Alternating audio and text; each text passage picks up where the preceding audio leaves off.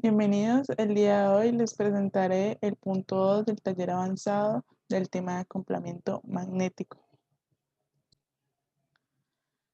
Entonces, empezaremos por leer lo que nos están pidiendo en el punto. Nos dice determine la tensión basic y de T, es decir, la tensión de switch, en medios terminales para T mayores a 0. Grafique basic y de T hasta que la respuesta natural haya desaparecido. Entonces, ¿qué es lo primero que debemos hacer? Acá nos da una igualación de la cual podemos despejar el valor de mi M o de mi acoplamiento. Entonces, fue lo primero que yo realicé. Llegué, despejé el valor diciendo que 2M es igual a 10 mili, o sea, 10 por 10 a la menos 3. Y entonces, despejando ese valor, me da que el valor de M es 5M, 5 mili. Entonces, acá debemos tener en cuenta algo y es que vamos a trabajar el circuito en JW, ¿sí? Entonces, como vamos a trabajar el circuito en esos valores, debemos pasar M también a este valor. Por lo tanto, esto me termina 5J, el valor de M, y hallando el valor de L1 y L2, nos dice que son 10J ambos, ya que son iguales. Entonces, listo, como habíamos hablado del corte pasado, el circuito tiene, ay, qué bueno, el circuito tiene un cambio. Entonces, por lo tanto, lo íbamos a suponer como si antes de este cambio el circuito hubiera estado en un régimen permanente, pero no es así, ya que el circuito tiene una fuente sinusoidal, entonces el circuito nunca va a estar en un régimen permanente, así el cambio haya durado muchísimo tiempo. Entonces, ¿qué pasa? Este acoplamiento magnético y estos valores de las corrientes que suponemos tanto en L1 como en L2 van a existir, esos inductores van a existir antes de cero y después de cero. Entonces, ¿qué es lo siguiente que yo realicé? Lo siguiente que yo realicé para facilitar nuestras ecuaciones es validar el acoplamiento magnético, es decir, el acoplamiento que se da de este a acá, ¿sí? Entonces decimos que lo hice a partir de un LBK o a partir del I3 para juntar ese acoplamiento. Entonces me dice, ese es el valor de la fuente, que es el que unimos, que sería el acoplamiento de este, que me vale 5J de M, por la corriente que me genera ese acoplamiento.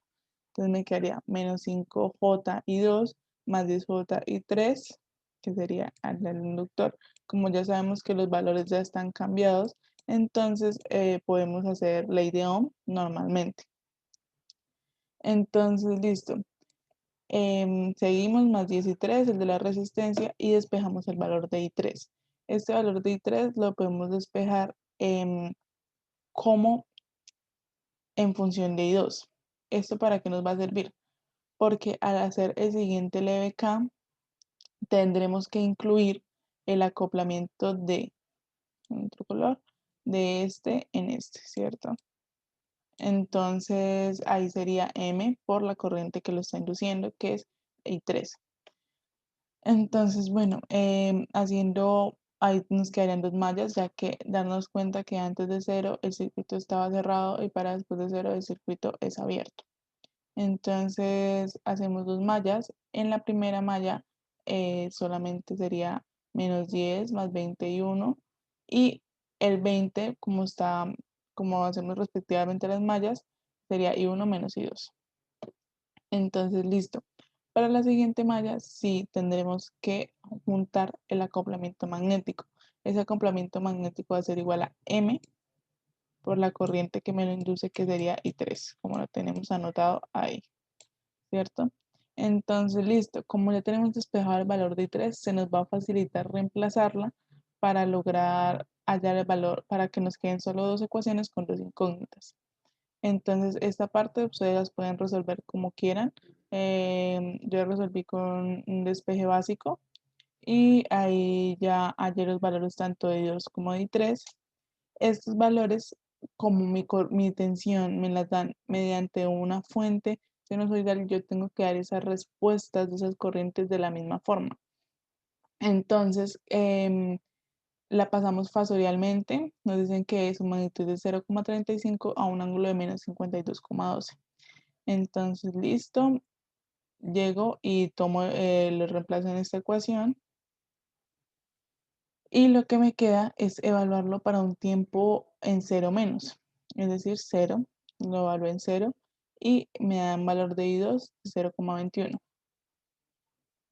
Listo. Entonces, como es una fuente sinusoidal, ese valor va a permanecer. Entonces, ya para mi t mayor a cero, solamente me quedaría multiplicar, como en ese caso el circuito es abierto, me quedaría que esa tensión veces 1 va a ser la misma tensión que yo voy a encontrar en estos terminales. Qué pena. Caería más o menos. Entonces sería la misma tensión que yo encontraría en estos terminales y ahí solamente me quedaría multiplicar esta corriente por esta resistencia y hallar el valor de SPI. Como me lo están poniendo en el tiempo, entonces lo único que yo tendría que hacer es pasar, como este es un valor real, no va a tener un desfase, por lo que va a ser 4,2 coseno de 1000t, que es la frecuencia que nos da la fuente. Entonces lo siguiente que nos dice es gráfico de subir hasta que la respuesta natural haya desaparecido.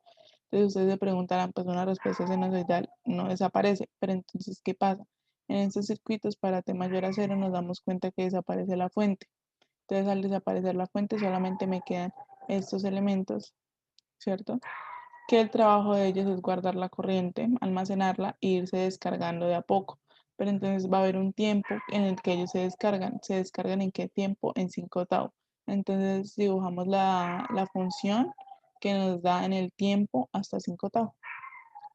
Entonces eso es todo. Gracias.